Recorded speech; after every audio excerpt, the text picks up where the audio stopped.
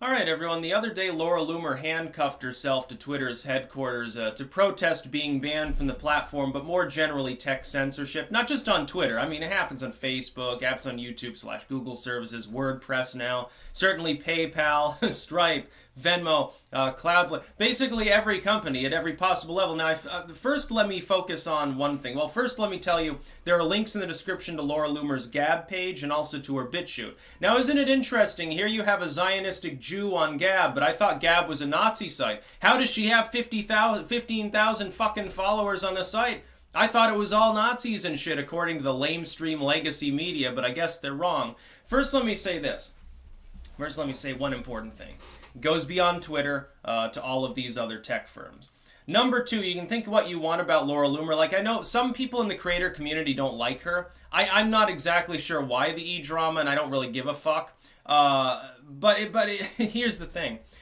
She's right, objectively, with regards to tech censorship. We now have one major battle that we're fighting, and over all other battles that we could be fighting within our society, in the Western world, this is the one. 5 years ago, I was talking about how this was the up-and-coming biggest battle we would have to wage. Are we going to have a society in which fundamentally mega corporations are allowed to act as gatekeepers to all human communication, to both productive and the absorption side of human communication?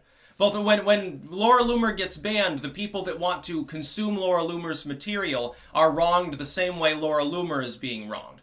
The fiscal deplatforming aside, in that case it's a little bit different, but like if you get banned off YouTube, it's not just you, it's also the people that want to watch you on YouTube that are inconvenienced. Are we going to have a society in which corporations, supposedly privatized entities, which they're not, and I'll explain that in a moment, can gatekeep all human communication, shaping public discourse, shaping human political communications to an inordinate extent, or are we going to hold by the spirit of the U.S. Constitution? These are U.S. firms. The spirit of the U.S. Constitution, not the sum and substance, very legalistic, literal, what does it say and how is it applied, but the concept, the ethical principles behind why free speech is important. If free speech is important, what difference does it make whether the government is attempting to attack it or if a corporation is? The end result is exactly the same. Are we going to have a free society, or are we going to have a dystopian, Stalinistic style of society, vaguely fascistic, oddly enough in nature, being pushed by elements of the alt-left every single day, and increasingly some elements of the far right,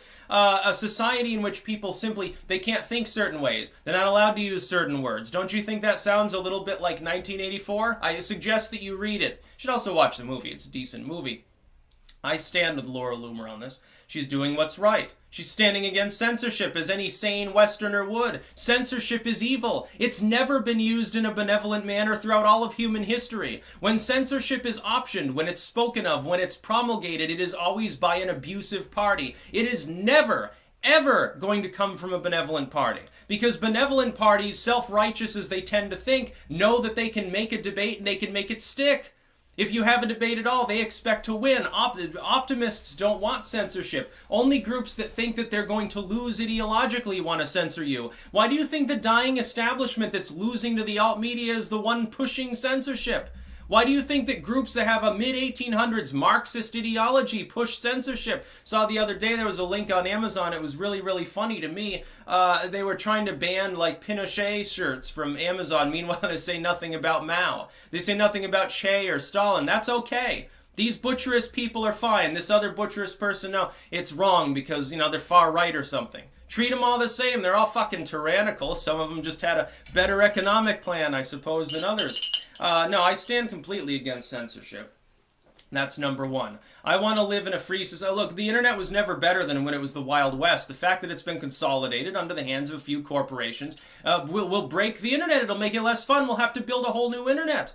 They say build your own company if you want to say hate speech, which doesn't legally even fucking exist in this country and should never be construed as existing. It's a new think fucking term to control your mind. Build your own company. They build their own company. It's called like Gab or BitChute or something like that. DTube. Oh, no. We're going to deplatform you. Other companies are going to come in and screw you now, too. That's not a free market. I find it funny when people with Che shirts are invoking the free market. It's the funniest thing I've ever seen.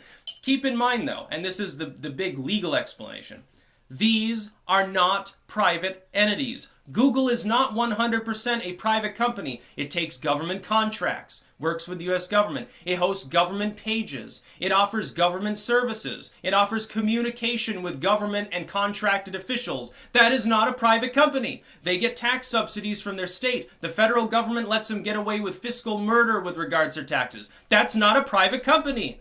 That's a publicly shared incorporation. The same with Facebook. Twitter, above all. Look, Google is definitely private compared to Twitter. Twitter offers services. You can get instant notifications from the USGS. So you can take cover because an earthquake is coming 2 minutes from now. You can get a warning before it hits. NOAA can tell you that there's a supercell forming 30 minutes west of you, and you should probably not be on the road. You probably should not be near a window. You probably should get in your basement because it's going to be one hell of a storm. It's going to be a triple doozy.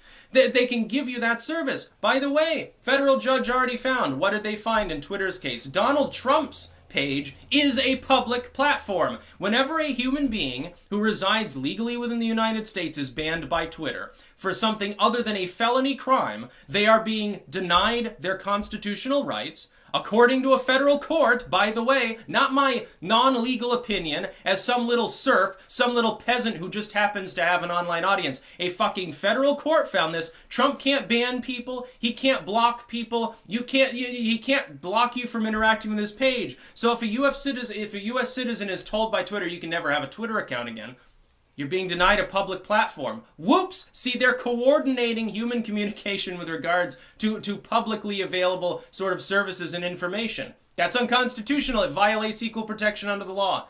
If you've broken no crime, and Twitter, which is again, taxpayer subsidized at every possible fucking level, basically pays no taxes. They host government services, they host government figures, and those are public platforms, they're public services. You cannot legally be denied those services.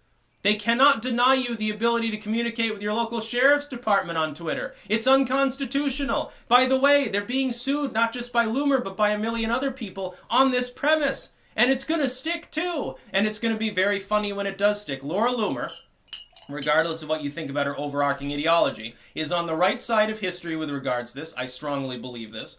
Every person, every content creator should stand behind at least that basic principle.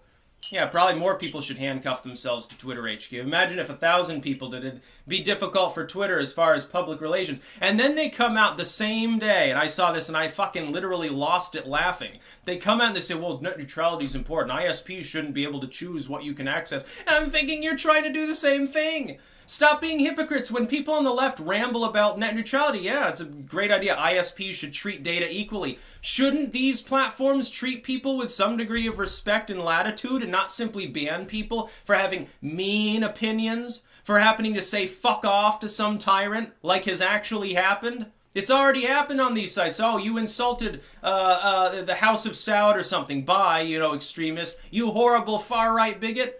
It's unconstitutional for them to do that. I stand by it completely. That's about all.